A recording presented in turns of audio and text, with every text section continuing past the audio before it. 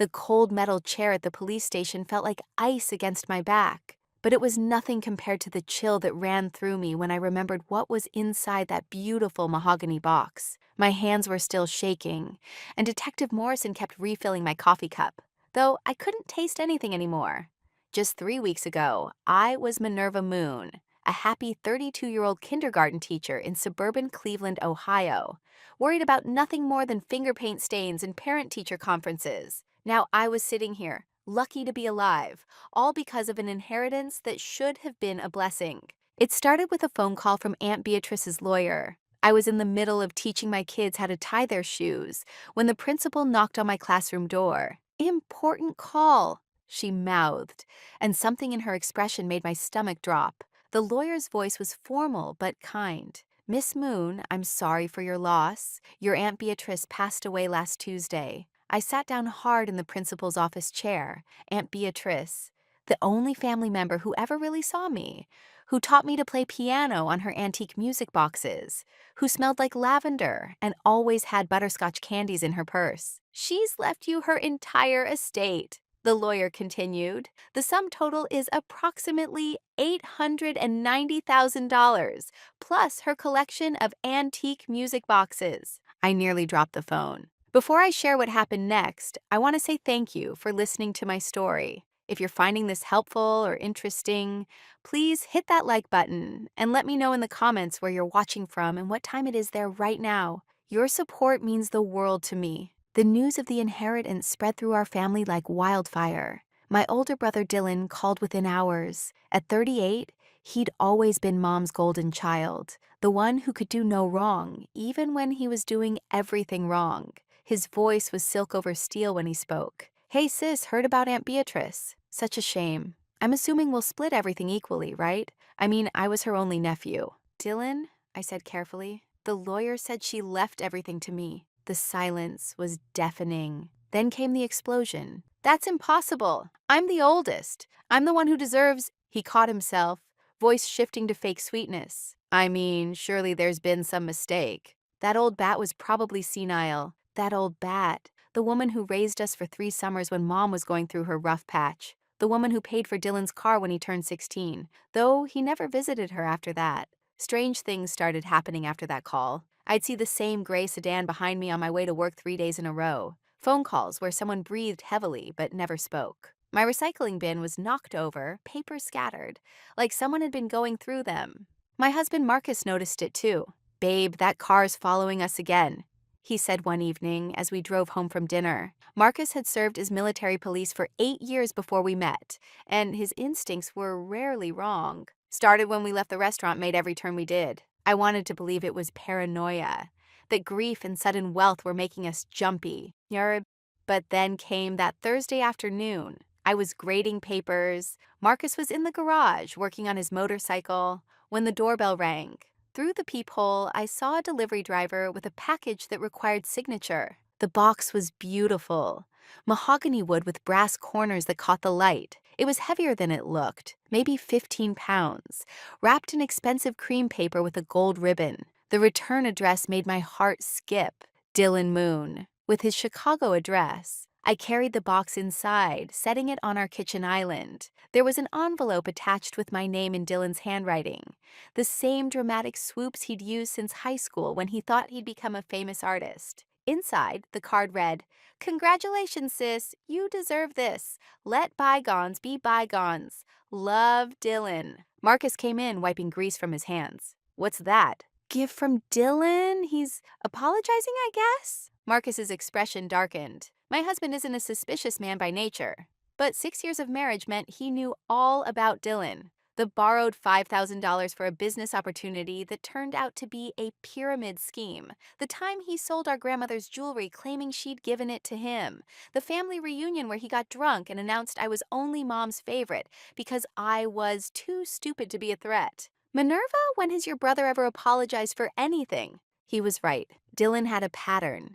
He'd take what he wanted, and when confronted, he'd either deny it or twist it, so somehow he was the victim. Like that time in high school when he stole my babysitting money for concert tickets, then told Mom I'd given it to him and was lying for attention. I studied the box more carefully. The mahogany was pristine, with intricate carvings of flowers and vines along the edges. There was an old-fashioned lock mechanism, though it wasn't locked, just a decorative latch holding it closed. Something about it seemed familiar, like one of Aunt Beatrice's music boxes, but not quite. "It's beautiful," I admitted, running my finger along the brass corner. Then I noticed it, a faint chemical smell, like the pest control spray from my classroom. Marcus picked up the box, his face thoughtful. "Weight's all wrong," he muttered, tilting it gently. "Too heavy for just wood, but the weight's not distributed evenly. It's concentrated in the middle. And there's movement." Movement? Like something shifting inside, but barely. He set it down carefully. When did Dylan become a woodworker?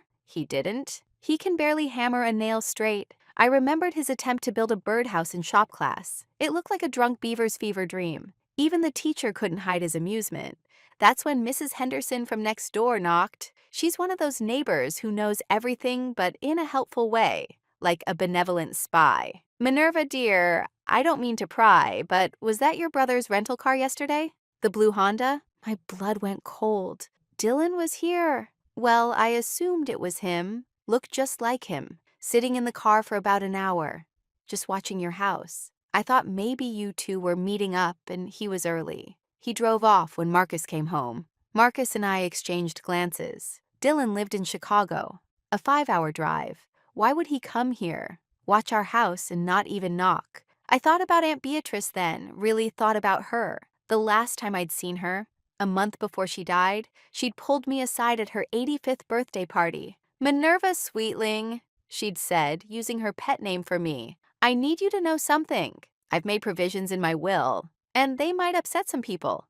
Dylan especially. He's been calling me lately, visiting suddenly after years of nothing. He thinks I don't notice the missing silverware, the way he photographs my things. Promise me you'll be careful." I'd promised, thinking she was being paranoid. Aunt Beatrice had always been sharp as a tack, but 85 was 85. Now, looking at this box, I wondered if she'd been trying to warn me. Marcus was examining the box with a small flashlight from his toolkit. "Minerva," he said slowly, "come look at this." I leaned in where he was pointing. Along the decorative pattern were tiny holes, so small you'd think they were part of the design, but they were too uniform, too deliberately placed. "Those are ventilation holes," Marcus said, his voice tight. "Something in this box needs to breathe." I reached for the latch, my fingers almost touching the brass, when Marcus grabbed my hand. "Don't open it." "Can't you see?" Marcus's voice was urgent now, his military training kicking in. He pulled me back from the kitchen island.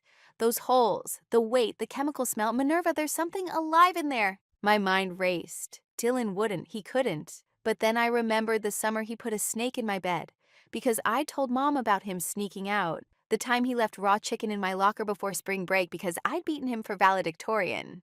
He called them pranks, but they always had an edge of cruelty. Marcus was already on the phone with 911. "I need police and possibly animal control at 432 Maple Street. We've received a suspicious package that we believe contains live animals, possibly dangerous." His voice was calm, professional. "I'm former military police Staff Sergeant Marcus Moon. The package has ventilation holes and chemical residue. We've isolated it and evacuated the immediate area." The dispatcher took him seriously.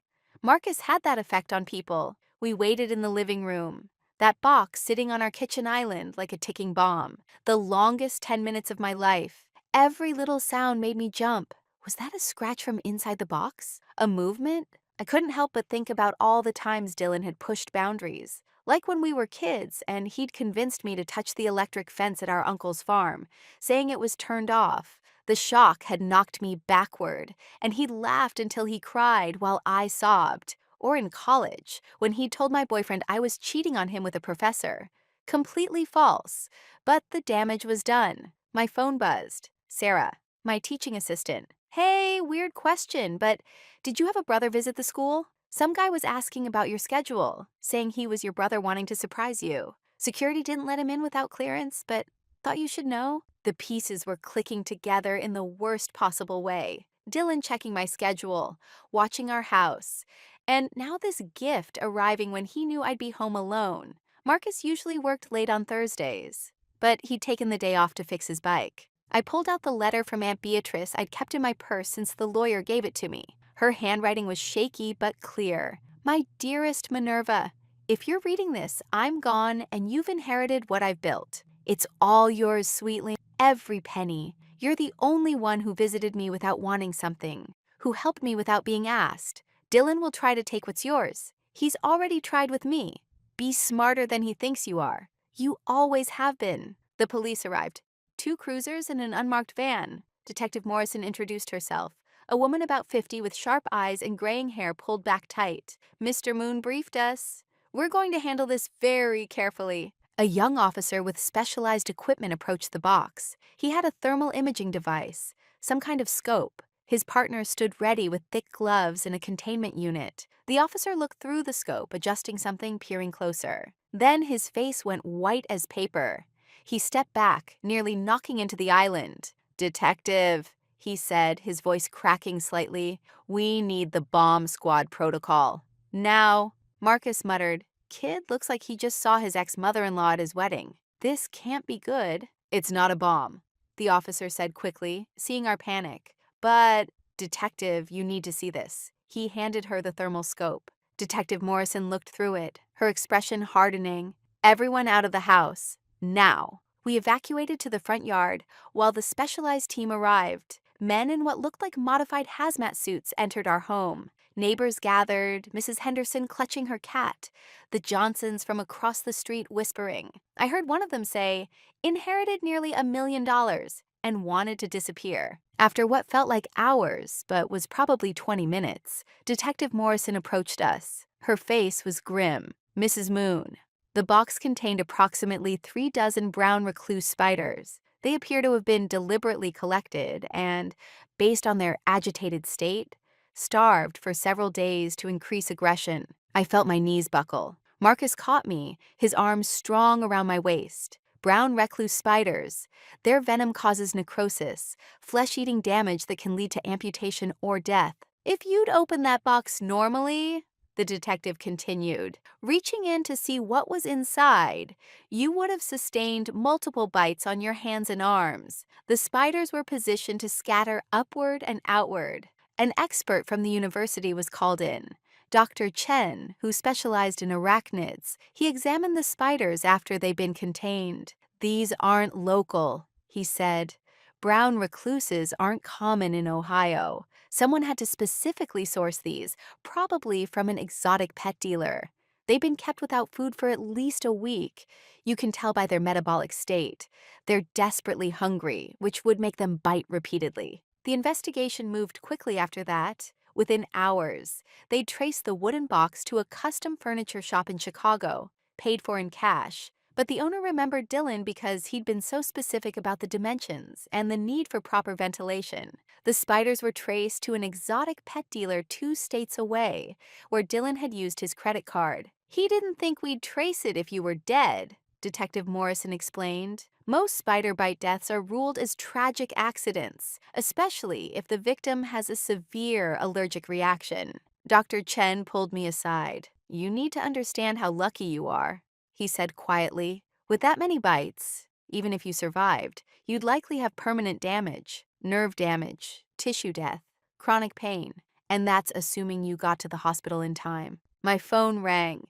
Dylan. I looked at Detective Morrison, who nodded and mouthed, "Speaker." "Hey, sis." Dylan's voice was bright, fake cheerful. "Did you get my package? I wanted to send something special to celebrate your windfall." I did get it," I managed, my voice surprisingly steady. "Haven't opened it yet, though." "Oh, you should. It's perfect for you. Took me forever to find just the right thing. Open it when you're alone, though. It's kind of personal, you know? About Aunt Beatrice." The detective was writing frantically, recording everything. "I'll do that," I said. "Dylan, this was really thoughtful." "Well, families forgive each other, right? Water under the bridge." "Hey, I might drive down next week. We could have dinner?" "Sure," I lied. "That sounds nice." After he hung up, Detective Morrison looked grim. "We've been investigating similar cases. 3 inheritances in the past 5 years. All suspicious deaths shortly after. Spider bites, snake bites, severe allergic reactions. Your brother's name came up in 2 of them as a business associate of the deceased. I thought I might be sick." "He's done this before?"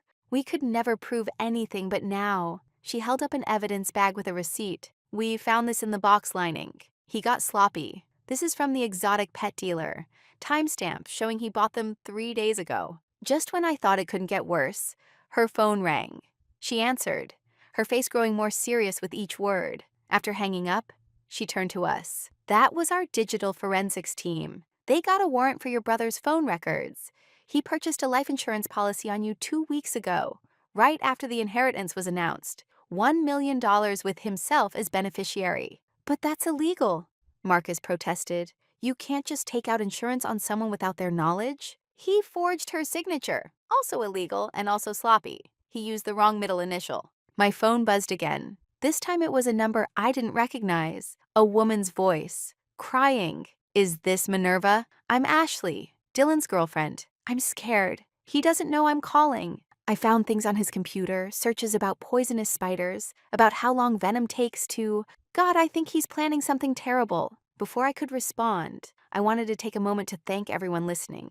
Your support means everything to me during this nightmare. If this story is helping you or someone you know, please subscribe to the channel and hit that like button. Every bit of support helps me share these important warnings with others. Ashley continued through her tears. There's more. He hired someone, a mechanic. I heard him on the phone saying something about brake lines and making it look like an accident. You need to check your car. Marcus was already running to the garage. I heard him yell to the officers, and suddenly our driveway was full of uniforms around our Honda. The mechanical inspector confirmed it within minutes. Our brake lines had been cut nearly through, designed to fail completely under hard braking. When did you last drive this?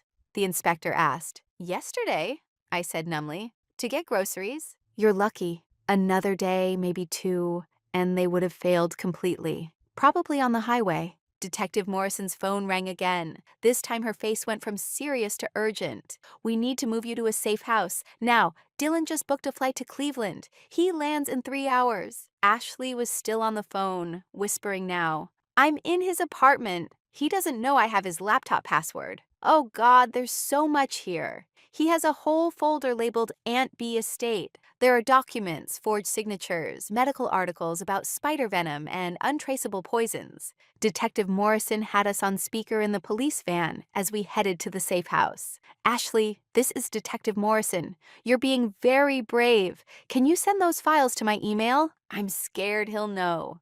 Ashley sobbed. He tracks everything on my phone. Use his laptop to email them, the detective instructed. Then delete the sent mail. We'll protect you, I promise. 20 minutes later, the detective's phone pinged repeatedly as files came through. Her face grew darker with each one. Your brother's been planning this for months. He has your daily routine mapped out. Photos of your house from every angle, even your jogging route. Marcus held my hand tighter. The jogger, I gasped.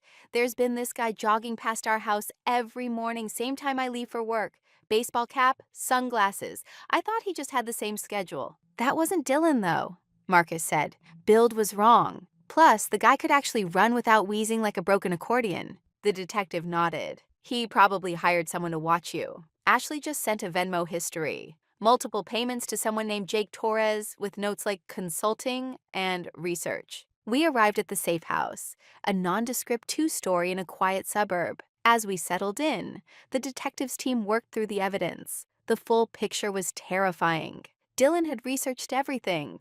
How long inheritance contestation took, how suspicious deaths were investigated, even which funeral homes offered cremation discounts. There's something else, Detective Morrison said. The inheritance has a clause. If you die within 30 days of receiving it, it automatically transfers to the next of kin. That's Dylan. 30 days? I counted quickly. That's next Tuesday. Only 5 days away, which explains why he's escalating. The spiders didn't work. The brakes failed. Time's running out. He's probably panicking like a student who forgot their final exam. My phone rang. The lawyer, Mr. Peterson. Miss Moon, I'm calling because I just received an odd inquiry. Your brother's attorney is asking about inheritance contingencies, specifically about what happens if you were to become incapacitated rather than deceased. Incapacitated? Yes, mentally incompetent, unable to manage your affairs. It's quite unusual. I told them nothing, of course, but thought you should know. After I hung up, Ashley sent another file. This one made my blood run cold. Dylan had been researching drugs that cause permanent psychosis, how to slip them to someone undetected, which combinations would be untraceable after 72 hours. He's getting desperate, the detective said. But here's what doesn't make sense. Your aunt was very wealthy, but she was also very smart. Would she really leave such an obvious loophole? That's when I remembered something. There's a second envelope. Mr. Peterson said I shouldn't open it until the 30 days passed. Aunt Beatrice's specific instructions. Call him. Tell him it's a police emergency. Mr. Peterson agreed to come to the safe house immediately. While we waited, more evidence poured in. The private investigator Dylan hired, Jake Torres, had cracked under police questioning. He admitted Dylan paid him to watch me, but swore he didn't know about any murder plot. He thought it was about contesting the will legally. Then came the biggest revelation. Dr. Chen called the detective. I've been thinking about those spiders. The chemical smell Mrs. Moon noticed? That's not pest control. That's pheromone spray. It's used to make spiders more aggressive, to trigger feeding responses. Whoever prepared this knew exactly what they were doing. How would Dylan know that? Marcus asked. Ashley had the answer in another file. He took an entomology course online 6 months ago, specifically about venomous arachnids. Paid for it with Aunt Beatrice's credit card. He must have stolen the number. Mr. Peterson arrived with the sealed envelope and a metal box. His hands shook as he handed them over. Your aunt gave me specific instructions. If you were in danger before the 30 days ended, I was to bring you both items. I opened the envelope first. Aunt Beatrice's handwriting filled 3 pages. My dearest Minerva, if you're reading this before the 30 days have passed, then Dylan has shown his true colors. I'm not surprised. He's been circling me like a vulture for 2 years, and I've been watching him right back. The inheritance you received is real, but it's not everything. That was bait, Sweetling. The real inheritance is in the trust I've hidden, worth $2.3 million. I had to sit down. Marcus read over my shoulder as we continued. I knew Dylan would try something if he thought you got everything, so I made sure he would think that. The 30-day clause? I added that specifically to force his hand. You see, I've been recording everything. Every visit where things went missing, every forged check he thought I didn't notice, every little poison he put in my tea. Poison? I gasped. The letter continued. Oh yes, dear one. Your brother has been slowly poisoning me for 18 months. Not enough to kill quickly, just enough to make me deteriorate. He didn't know I had my doctor running toxicology screens every week. It's all documented, but I needed him to do something more obvious, something that would put him away forever. You, my brave girl, are my trap. The metal box contained USB drives, medical records, bank statements, and a smaller envelope marked for Dylan's arrest. Inside was a notarized statement from Aunt Beatrice, detailing everything, along with video files on the USBs. Detective Morrison plugged in the first USB. It was security footage from Aunt Beatrice's home. Dylan stealing her jewelry, putting something in her tea, going through her financial documents. The timestamp showed it was from 6 months ago. She knew, I whispered. She knew everything. There's more, the detective said, reading ahead in the letter. She hired her own private investigator. Not Jake Torres, someone else. That's when my phone rang. Unknown number. Minerva Moon. My name is Robert Chen. No relation to the doctor. Beatrice Moon was my biological mother. She gave me up for adoption 60 years ago, but we reconnected 5 years ago. I'm a licensed private investigator who consults with the FBI on elder abuse cases. Your aunt hired me specifically because of my federal connections. I'm outside the safe house now. The police can verify my credentials. My cousin. I had a cousin. Detective Morrison went to check, returning with a tall man in his 60s, distinguished looking with kind eyes that reminded me of Aunt Beatrice. He carried a briefcase. Mother knew Dylan would escalate, Robert said. As a PI with FBI liaison status, I've been coordinating with federal agents for 3 years. Dylan's done this before in 2 other states. We have evidence linking him to suspicious deaths of 2 elderly people he befriended. Both left him small inheritances after their children died in accidents. Why didn't she just go to the police earlier? I asked. She wanted him stopped permanently. If she'd reported the poisoning, he'd get maybe 5 years. She wanted him caught attempting murder with federal charges. She was quite ruthless when it came to protecting you. Suddenly, the detective's radio crackled. Subject is not on the flight from Chicago. Repeat, Dylan Moon was not on that plane. Where is he? Morrison demanded. Another voice came through. His credit card just pinged. Gas station 5 miles from your location. He drove instead of flying. That's when we heard it. A car door slamming outside. Through the safe house window, we could see Dylan walking up the driveway, carrying another wrapped box in a bouquet of flowers. How did he find us? I whispered, panic rising. Detective Morrison was already on her radio. All units, subject is at the location. Do not engage. We need this recorded. She turned to me. He must have followed the lawyer. We have units surrounding the house. You're safe. But Minerva, if you're willing, this is our chance to get him on tape. You want me to talk to him? Only if you feel safe. We'll be in the next room, watching everything. Robert has been recording from across the street. We have multiple angles. One confession, one threat, and he's done. Marcus squeezed my hand. You don't have to do this. But I thought of Aunt Beatrice, slowly being poisoned, pretending not to notice so she could protect me. I'll do it. They wired me up quickly. A tiny microphone hidden in my collar. Officers positioned themselves in the adjacent rooms. Morrison handed me an earpiece. If you feel unsafe at any moment, say the word coffee, and we move in. The doorbell rang.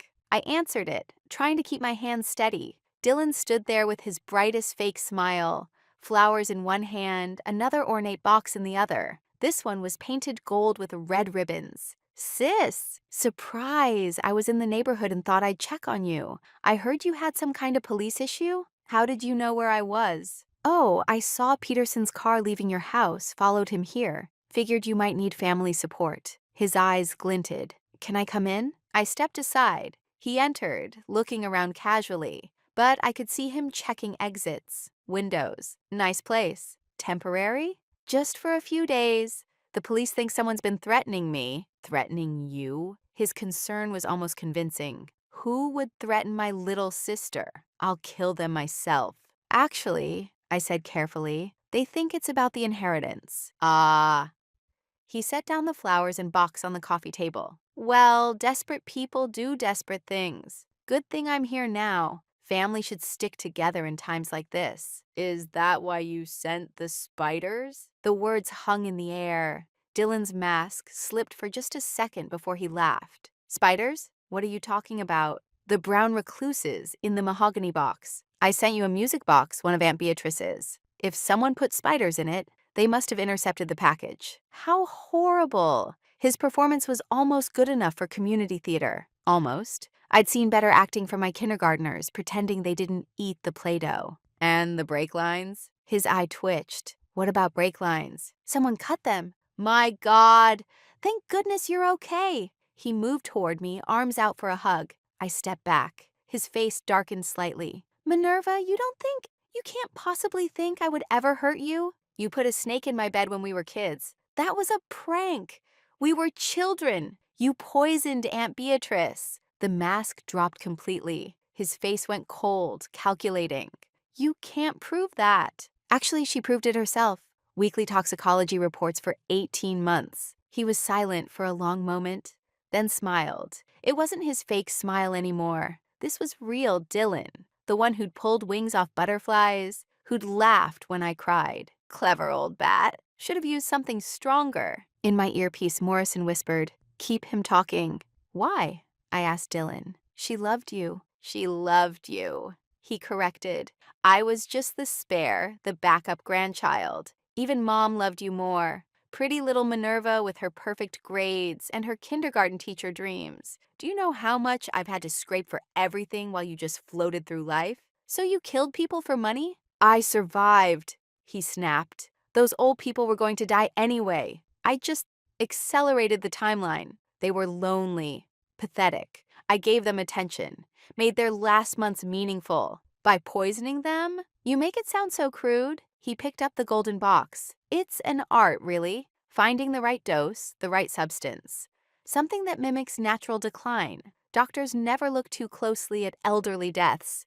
But I'm not elderly. No, he agreed, moving closer. You required creativity. The spiders were inspired, you have to admit. If you hadn't married G.I. Joe over there, it would have worked. Marcus is listening to this, I said. Dylan laughed. No, he's not. I saw him leave with the cops 10 minutes ago. Nice try, though. He was wrong. Marcus was in the kitchen, fists clenched, held back only by Morrison's firm hand on his shoulder. Open the new box, Dylan said, his voice different now, threatening. This one's special. What's in it? Just open it. Last gift from your big brother. I reached for it slowly, in my earpiece. Box was intercepted earlier. It's safe. Snake inside was defanged. I opened the latch. Inside, coiled and agitated, was a coral snake, beautiful and deadly. Except for the missing fangs Dylan didn't know about. Red touches yellow. Kill a fellow, Dylan sang. Coral snakes have neurotoxin. Much faster than spider venom. You'd be dead in an hour. I gasped, playing my part. You're insane. I'm practical. Do you know what I could do with that money? The life I deserve?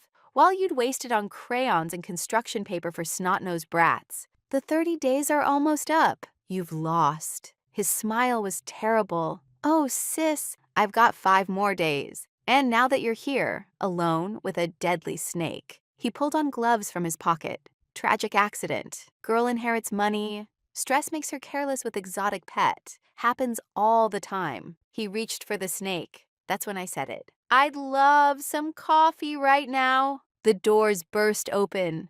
Police flooded in from every direction. Dylan spun around, saw the officers, saw Marcus emerging from the kitchen. His face went white. Dylan Moon, you're under arrest for attempted murder, conspiracy to commit murder, fraud, elder abuse. Morrison's list went on as they cuffed him. You set me up, he screamed at me. You little bitch. You've always been jealous of me. This is entrapment. I couldn't help thinking he sounded exactly like my 5-year-old student Tommy when someone else got picked to be line leader. Except Tommy usually calmed down after a minute. Dylan just kept shrieking. Actually, Robert said, entering with his video equipment, it's justice. Your mother would be proud, Minerva. As they dragged Dylan away, he kept screaming about lawyers, about entrapment, about how I'd stolen everything from him. Marcus deadpanned. Well, that went better than the time my unit arrested a guy selling stolen chickens. At least Dylan didn't try to bite anyone. Even Detective Morrison cracked a smile. The last thing Dylan said before they put him in the cruiser was,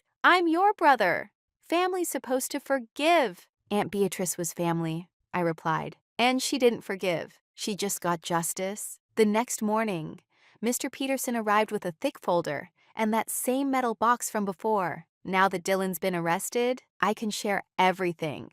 We sat in my actual living room. The safe house was no longer needed with Dylan in custody. Robert was there too, my newfound cousin, along with Marcus and Detective Morrison. Your aunt wrote this letter to be read after Dylan's arrest, Peterson began, pulling out several pages covered in Beatrice's careful handwriting. My dearest ones, he read, if you're hearing this, my trap worked. Dylan is where he belongs, and Minerva is safe. Let me tell you the whole truth.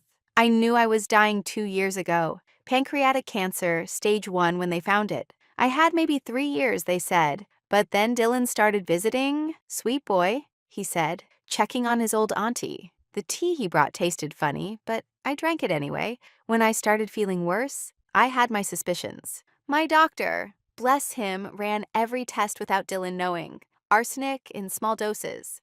Not enough to kill quickly, just enough to speed things along. Dylan was always impatient. I could have stopped him then, but I knew he'd just find another victim. He'd already killed Harold Finch in Denver and Margaret Cowell in Boise. Yes, I hired investigators. I know everything. So, I decided to use my death meaningfully. I changed my will to leave everything to Minerva, knowing it would trigger Dylan's greed. I added the 30-day clause because I knew he'd have to act fast. Every visit, I recorded him. Every theft, every poison dose, all documented. But I needed him to go after someone who could fight back, someone with protection. Minerva, you were never in real danger.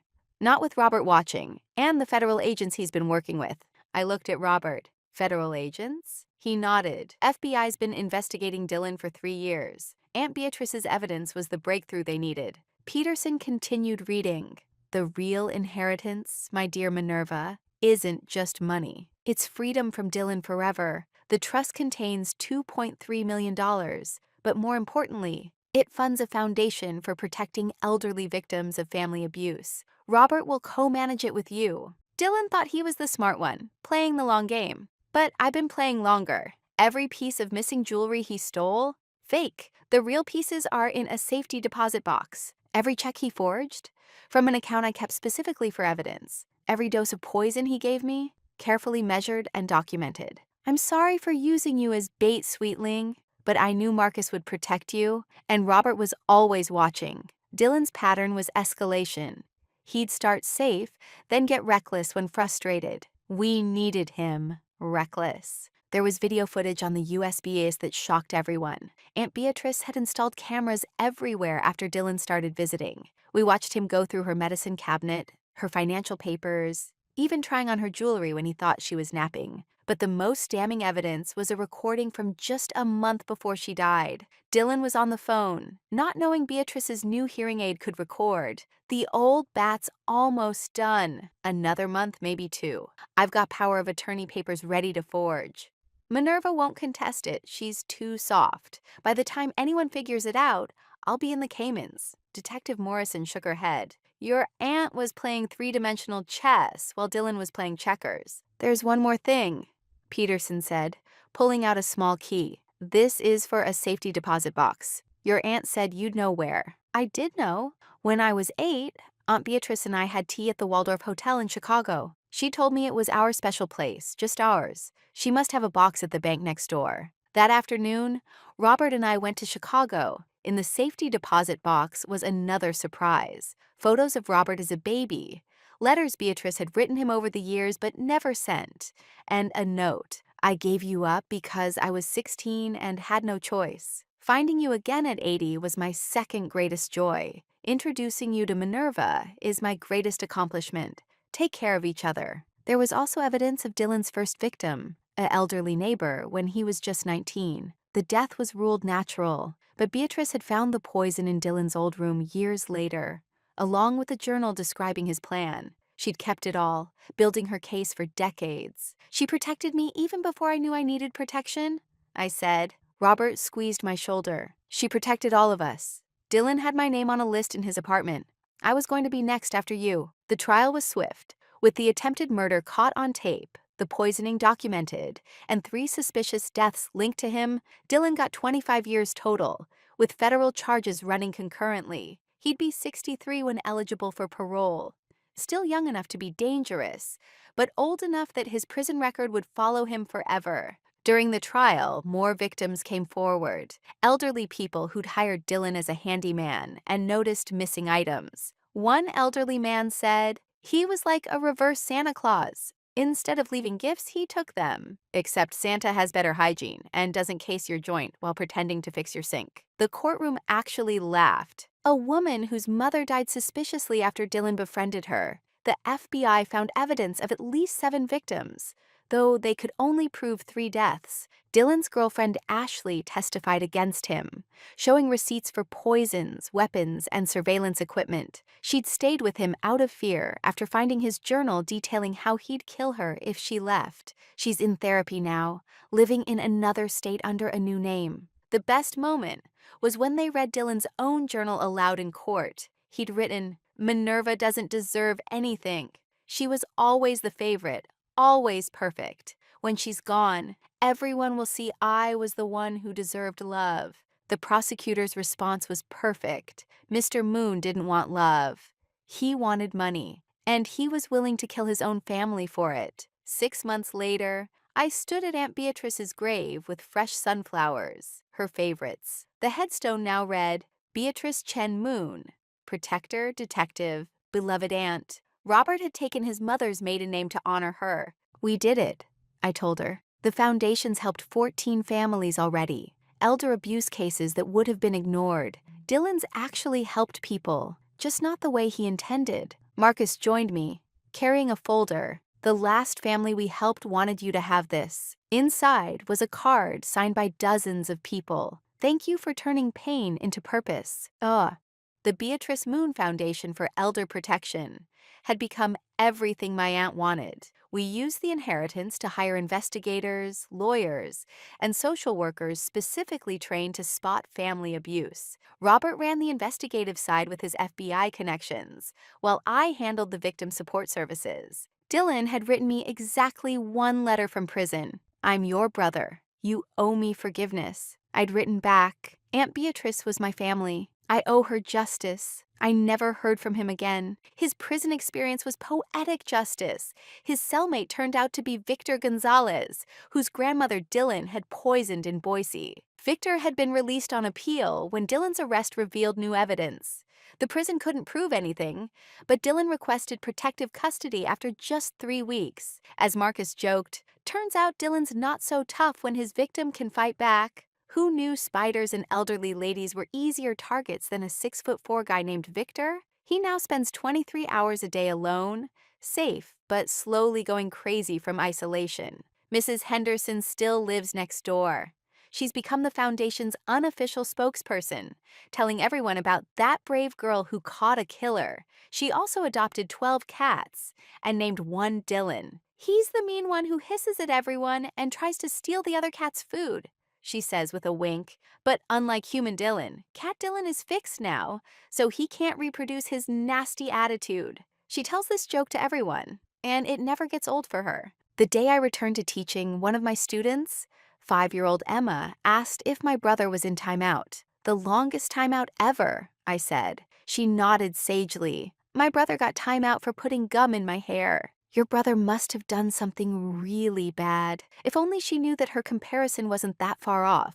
Both involved sticky situations and someone getting caught. My kindergarten class made me a card when I returned. "Mrs. Moon is our hero," with hand-drawn spiders in jail cells. 5-year-olds have an interesting sense of justice. The best surprise came 3 months after the trial. Mr. Peterson called with news. "Your aunt left one more thing." She said to wait until Dylan's conviction to give it to you. It was a video message, recorded just days before she died. Aunt Beatrice sat in her favorite chair, looking tired but triumphant. "Minerva, sweetling, if you're watching this, then everything worked. I'm sorry for the deception, but I knew you'd never agree to be bait if you knew. You always were too good for your own good. I want you to know I wasn't afraid. The cancer would have killed me anyway.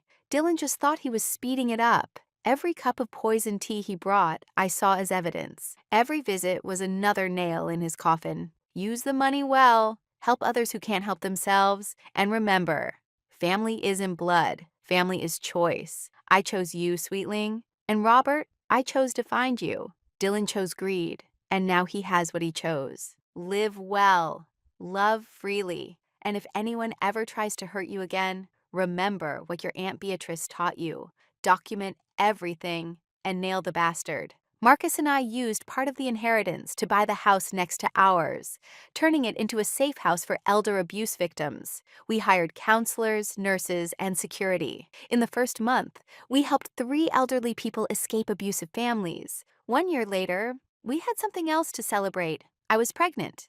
Not planned, but deeply wanted. At the ultrasound, the doctor smiled. "It's a girl. Do you have any names picked?" "Beatrice," Marcus and I said together. "Beatrice Chen Moon." Robert became the baby's godfather. At the baby shower, he gave a toast to Aunt Beatrice, who knew that justice takes time, evidence, and occasionally some very angry spiders. Even the FBI agent who arrested Dylan came to the shower. "Your aunt should have been a detective," she said. "She built a better case than most prosecutors." Ashley sent a gift with a note. "Thank you for showing me that strength isn't about hurting others. It's about protecting them." She's studying to become a social worker now, specializing in domestic abuse cases. The foundation grew. We opened chapters in 5 states, all staffed by people who'd lost elderly relatives to family abuse. Our logo is a purple butterfly. Aunt Beatrice loved them because they looked delicate, but were actually tough enough to migrate thousands of miles. On what would have been Aunt Beatrice's 87th birthday, we held our first annual gala. 300 people attended, raising nearly $1 million. The keynote speaker was a prosecutor from Denver who said, "Beatrice Moon did what our system couldn't. She got justice from beyond the grave." The final surprise came when cleaning out Aunt Beatrice's house to turn it into the foundation headquarters. Hidden in her piano bench, the one where she taught me to play, was one last note. Minerva, the real treasure was never the money. It was knowing that when evil came knocking, you were strong enough to face it, you were smart enough to accept help, and you were brave enough to use your pain to protect others. That's the inheritance that matters. Also, check under the third floorboard in the attic. Under the floorboard were her real jewels, the ones Dylan thought he'd stolen, worth another $200,000, and a photo of her at 16 holding baby Robert, with writing on the back, "Someday we'll all be together again." And now we were, in a way. The foundation board meets in her living room. Her portrait hangs over the fireplace, and every time we save an elderly person from abuse, I swear I can hear her laughing. That bright, tinkling laugh that sounded like music box chimes. Dylan will be eligible for parole in 2049. He'll be 63 years old. Ironically, still younger than most of his victims were when he targeted them. Sometimes karma takes its time, but as Aunt Beatrice proved, it always keeps perfect records. And sometimes it has a sense of humor, like making sure the would-be killer ended up living with someone whose grandma he killed. As Robert says, even karma appreciates good roommate matching. The last line of her final letter to me read, "Remember, sweetling, sometimes the greatest inheritance isn't money, but the truth that sets you free." She was right. The truth freed me from Dylan, freed Robert from not knowing his mother, and freed dozens of elderly victims from their abusers. And somewhere, in whatever comes after this life, I know Aunt Beatrice is smiling, probably playing poker with the angels and winning every hand. Because if there's one thing my aunt taught me, it's that the house doesn't always win. Sometimes the little old lady with the butterscotch candies and the secret cameras does.